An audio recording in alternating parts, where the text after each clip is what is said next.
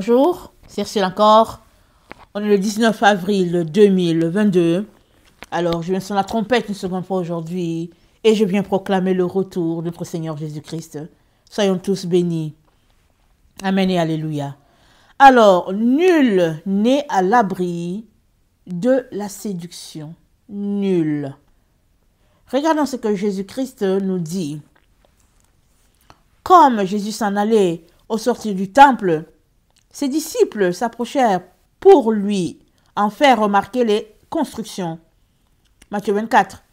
Mais il leur dit, voyez-vous, tout cela, je vous le dis en vérité, il ne restera pas ici, pierre sur pierre, qui ne soit renversé.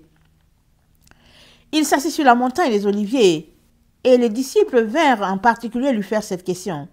Dis-nous, quand cela arrivera-t-il, et quel sera le signe de ton avènement et de la fin du monde? Jésus leur répondit, prenez garde que personne ne vous séduise. Car plusieurs viendront sous mon nom, disant, c'est moi qui suis le Christ. Et ils séduiront beaucoup de gens. On va s'arrêter là. Il dit, prenez garde que personne ne vous séduise. Alors, une fois que tu es séduit, tu n'es plus sur la route. Mais tu penses que tu es sur la route. Mais tu n'es plus sur la route. Amen.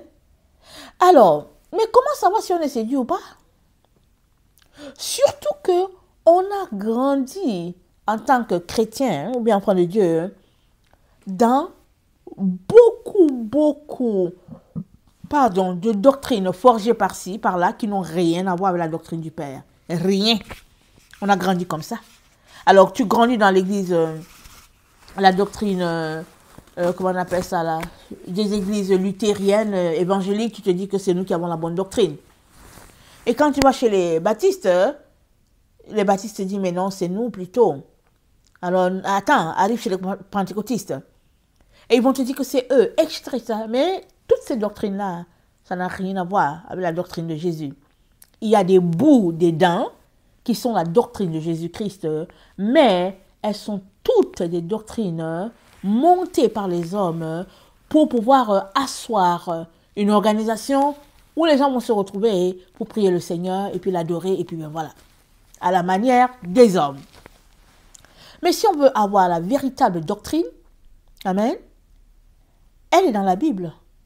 Mais une fois que tu viens dans une église généralement, tu ne viens pas pour étudier les Écritures.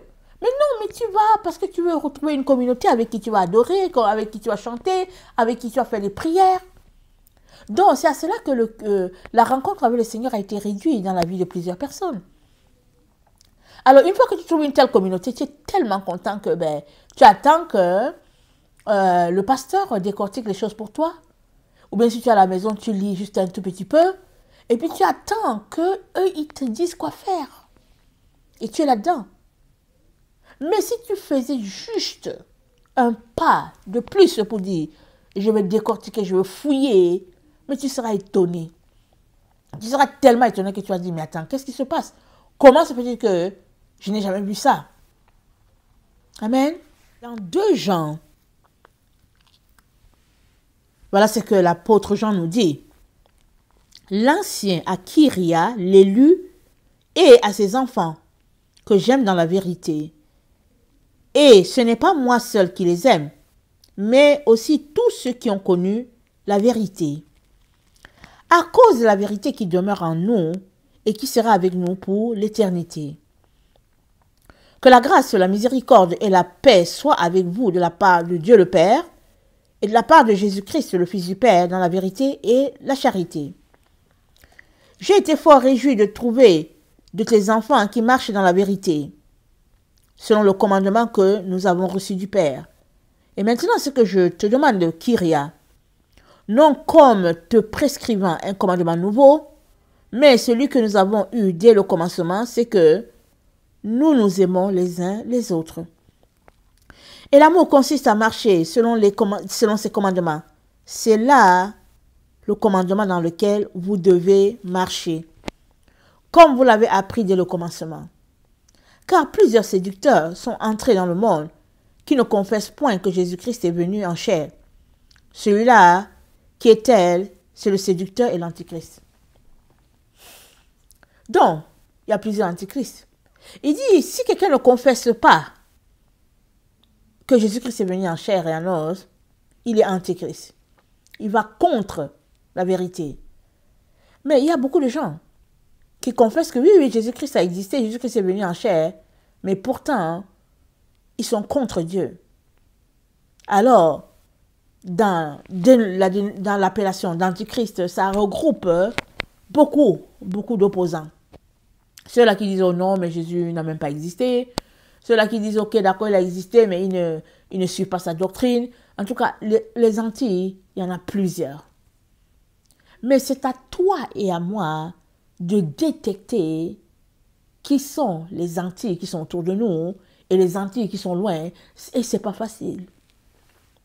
C'est pas facile. On va pas se mettre à soupçonner les gens pour dire, oh non, mais c'est cela.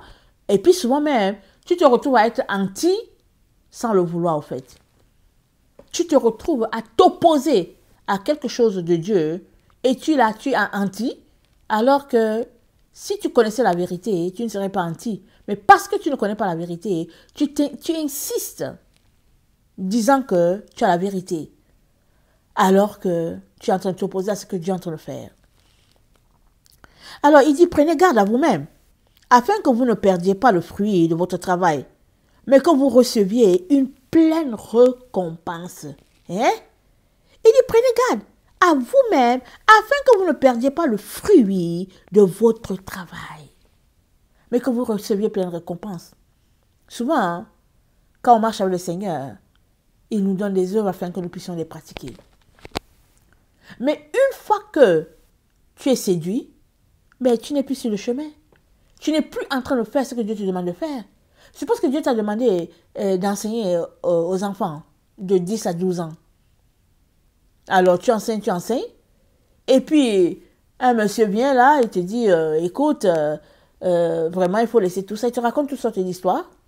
Et puis, ben voilà, tu laisses tomber. Sans te soucier des enfants là qui recevaient la parole de Dieu. Tu les as abandonnés à eux-mêmes. Et pourtant, pendant que tu es en train d'enseigner, Dieu comptait tout simplement tout ce que tu faisais. Pour que le jour où tu le verrais face à face, tu aurais ta récompense. Alors il dit, pour que nous ne perdions pas notre récompense. Je me rappelle, il fut un temps, hein, ça fait quand même au moins 10 ans, là disons-le au moins 10 ans. Il y a une sœur qui m'a appelée. Elle m'appelle, elle me dit, j'ai vu que j'ai fait 2 rêves et dans mes rêves, on t'a volé les perles qu'il y avait sur ta robe. J'ai dit, quoi? Des perles sur ma robe? Elle dit, oui. J'ai dit, on a volé les perles qu'il y avait sur ta robe. J'ai dit, ah bon? Mais je ne savais pas de quoi elle parlait. Vous comprenez? Mais elle m'a dit que j'avais ma robe blanche et puis il y avait des perles dessus. J'ai dit, ok, c'est bon. Une autre personne m'appelle encore, peut-être 1 an ou 2 ans après cela, disons, et puis elle me raconte la même chose. Elle dit que non, mais, et puis on a enlevé les perles, et puis, en tout cas, et même, cette personne, elle va très loin. Elle me pointe une personne claire et nette et dit, cette personne-là, voilà ce qu'elle t'a volé. Effectivement, je marchais, je me rencontrais avec cette personne pour prier et tout. Sœur en Christ, frère en Christ, n'est-ce pas? On s'est rencontrés, on priait. Jusqu'à ce que... Vous savez comment j'ai arrêté de prier avec cette personne? Un jour, je partais encore à la prière. Et en tout cas, le Seigneur a grondé là. Il m'a dit, je ne veux plus jamais te voir là-bas. J'ai dit, hein? Je me suis dit, quoi? J'ai même tremblé quand j'entendais la voix. Parce que Dieu essayait de me parler de toutes sortes de manières. Mais je n'entendais pas. Je ne comprenais pas ce qu'il me disait. C'était sœur en Christ, frère en Christ. Donc je me retrouvais, on priait. Mais pendant que je me retrouvais, moi j'avais mon Jésus. Mais eux, c'était des gens qui avaient Jésus, entre guillemets.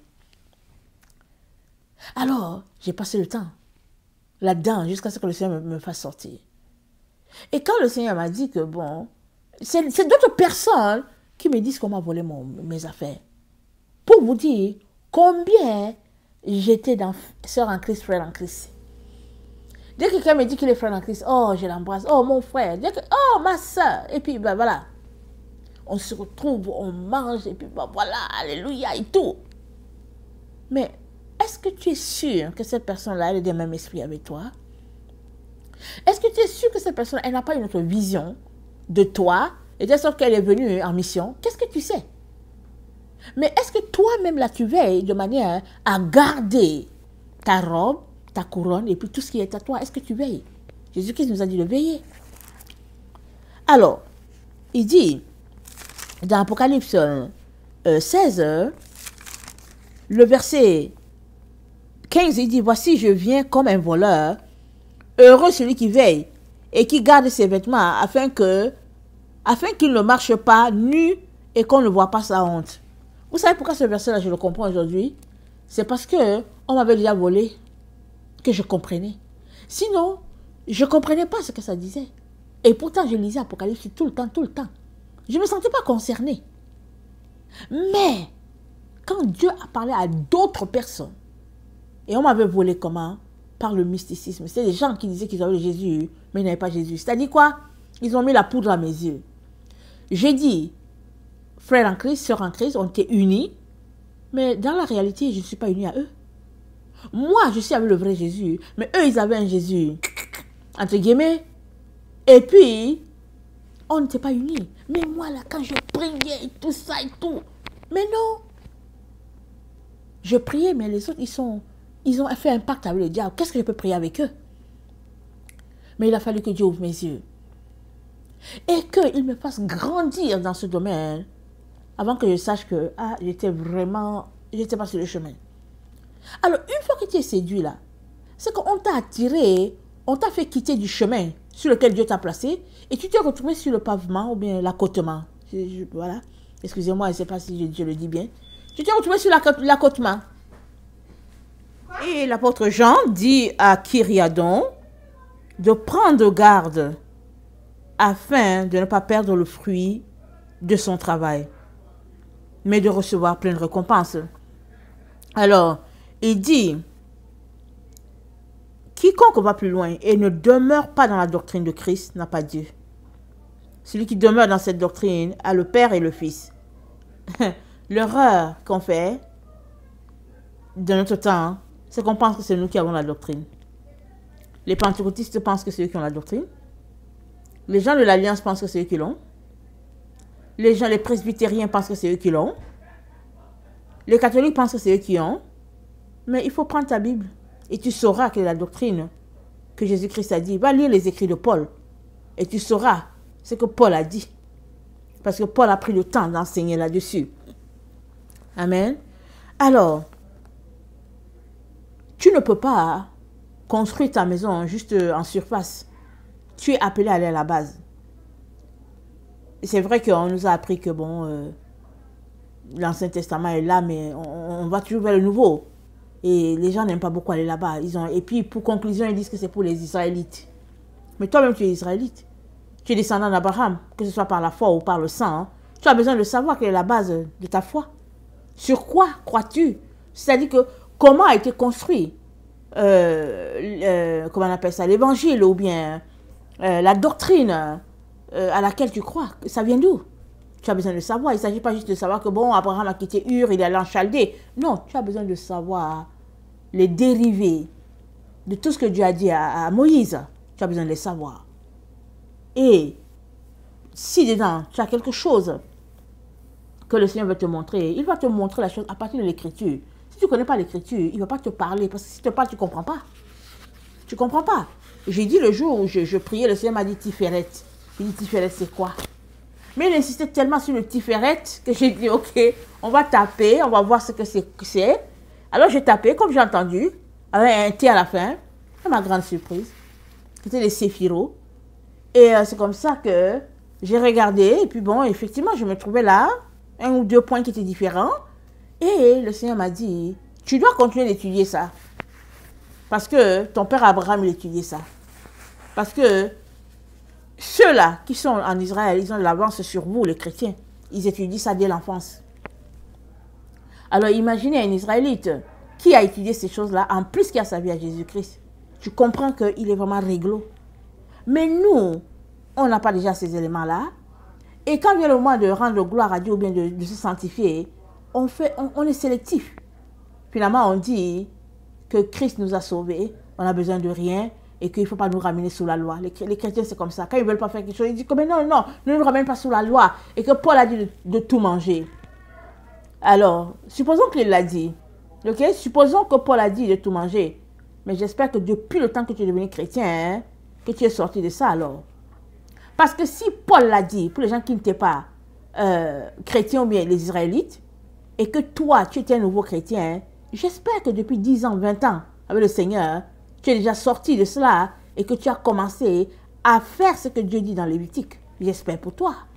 Parce que tu ne peux pas tu peux pas rester toute ta vie dans, je peux dire, le déni ou bien dans la médiocrité en disant Paul a dit que, Paul a dit que, Paul a dit que. Mais non, à un moment donné, tu as besoin de désirer grandir. Tout le monde veut grandir. Alors, il dit, quiconque va plus loin et ne demeure pas dans la doctrine de Christ n'a pas Dieu. Celui qui demeure dans cette doctrine a le Père et le Fils. Donc voilà, c'est pas compliqué. Si quelqu'un vient à vous n'apportant pas cette doctrine, ne le recevez pas dans votre maison et ne lui dites pas salut. Ça va très loin, cette histoire. Car celui qui dit salut participe à ses mauvaises œuvres. Ben voilà. Il y a des choses, c'est pas compliqué. Mais la question, à ton niveau, elle est celle-ci. Est-ce que tu veux vraiment aller plus loin dans ta sanctification? Est-ce que tu veux aller plus loin? Vous savez, aujourd'hui, on ne veut rien faire. On trouve que c'est fatigant. On pouvait s'asseoir devant Internet, devant la télévision, et puis on trouve que c'est plus facile. Mais pendant que tu es assis devant la télévision, devant Internet, tu es en train de pécher. À moins que tu sois en train d'écouter un message qui est en train de te dire d'aller lire ta Bible. Sinon, oui, tu t'assieds sur Internet 1 heure, c'est correct.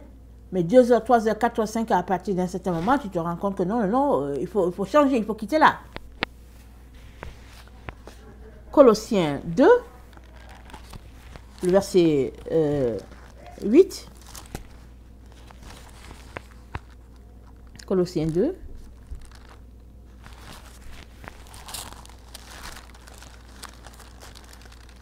Le verset 8, ça dit ceci.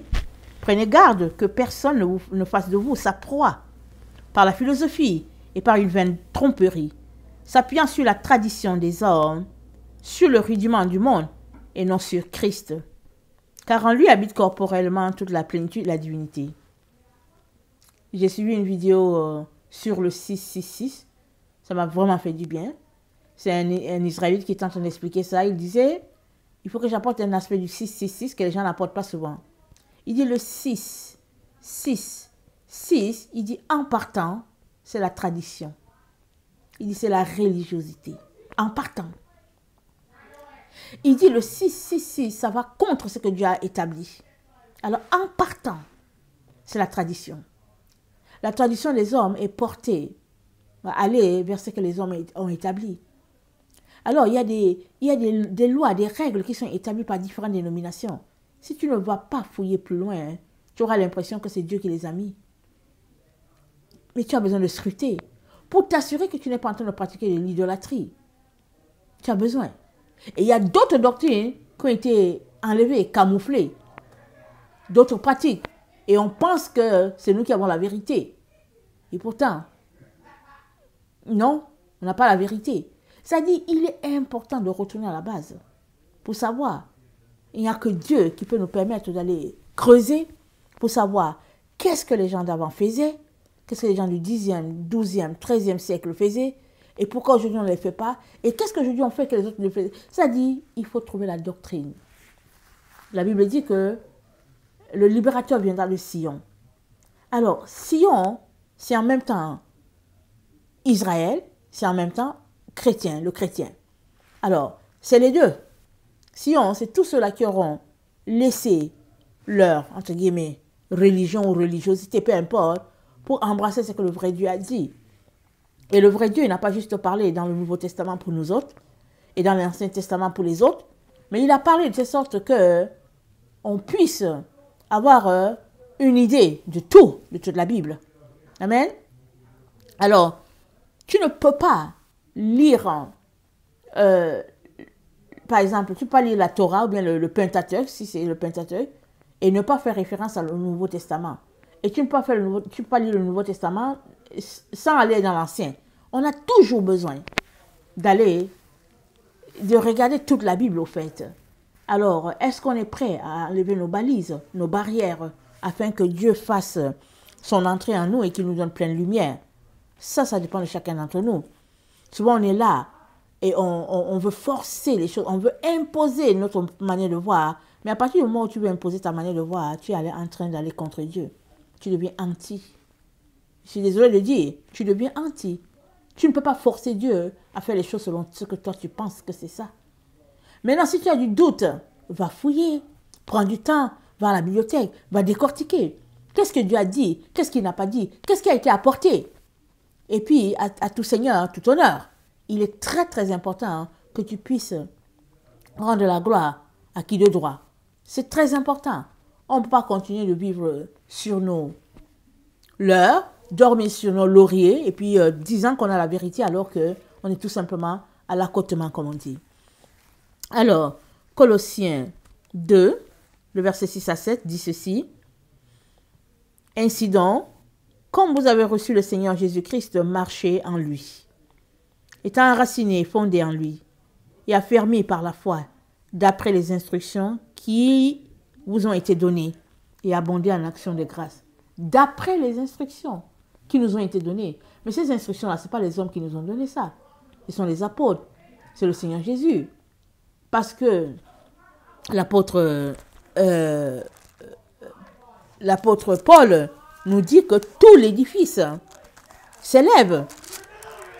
Il dit, excusez-moi pour le bruit avec mes jeunes, il dit, vous avez été édifiés par le fondement des apôtres et des prophètes, Jésus-Christ lui-même étant la pierre angulaire. En lui, tout l'édifice, bien coordonné, s'élève pour être un temple saint dans le Seigneur. C'est tout l'édifice. En lui, vous êtes aussi édifiés pour être une habitation de Dieu en esprit. Vous êtes édifiés pour être une habitation. C'est tout l'édifice. Ce n'est pas juste une partie de l'édifice. Ce n'est pas une partie de l'édifice au Canada et puis l'autre partie en Roumanie. Non, non, c'est tout l'édifice, peu importe l'endroit où tu te trouves sur la planète Terre. On est appelé à marcher selon cette doctrine-là. Il nous a donné une doctrine, il ne nous a pas donné 1000. Il est donc important qu'on aille creuser, qu'on aille fouiller, qu'on aille vraiment rechercher ce que Dieu a dit et qu'on vienne dans l'humilité lui demander pardon pour nos égarements. Au fait, s'égarer, c'est ça, être séduit. Et une fois que tu es séduit, à moins de la grâce de Dieu, c'est difficile que tu reviennes. Parce que tu es convaincu d'être dans la vérité. Excusez-moi, moi, il fut un temps où j'aimais bien écouter ces prédicateurs-là, de la prospérité, comme on dit. Je me suis juste levée, j'ai dit, attendez, mais qu'est-ce que même j'ai appris à mon enfance? C'est quoi qu'on m'a appris? On m'a appris un Dieu qui est tourné vers l'argent ou quoi? Un matin, je me suis levée comme ça, j'ai dit, non, je suis fatiguée de ces choses-là. Allez, je suis fatiguée. Mais vous savez quoi? Ça m'a pris au moins 2 ans pour retrouver un peu une certaine stabilité dans mon temps avec le Seigneur. Tellement quand je lisais les Écritures, c'était toujours leurs explications à eux qui me venaient. Mais il fallait toujours que je dise, oh non, non, non, non, non. J'en avais marre. Je voulais tout simplement que l'Esprit Saint me parle et c'est tout ce qui m'intéressait. Tout le reste, ça ne m'intéressait pas. Guérison ou pas guérison, ou argent ou pas argent, ce n'est pas mon problème. Et après les 2 ans, le Seigneur a commencé à me parler de son retour. C'est comme ça que petit à petit, j'ai dit, ah, ok, waouh, Seigneur, on a failli rater ça. Petit à petit. Et c'est après cela qu'il m'a appelé pour dire, vas-y en ligne, annoncer mon retour. Tout cela pour dire que, à un moment donné, tout un chacun a besoin de se déconnecter de ce dans quoi on est, pour aller s'asseoir dans un coin, pour entendre l'Esprit de Dieu. Et souvent, on peut faire ça pendant 2, 3 mois, 6 mois, et puis on n'entend rien. Souvent, Dieu veut juste nous... Ça dit, il apprécie notre présence, mais il veut juste nous amener loin. Alors il est là. Est-ce que tu vas durer? Est-ce que tu vas endurer le fait que tu n'entends pas sa voix? Il te laisse là. Il te laisse là. Il te laisse là. À un moment donné, il va dire, ok, bon, mon enfant, je vois vraiment que tu es sérieux dans ton affaire. Là, il va te confier plus. il veut pas te confier des choses qui sont sérieuses. Il y a des gens, dès que tu leur parles, ça veut dire que dès que tu as parlé, en tout cas dès qu'ils ont raccroché, ils ont déjà divulgué ça sur la planète Terre. Mais il y a des choses que Dieu ne va pas te dire parce qu'il ne te fait pas confiance. Il y a des choses qu'on ne dit pas.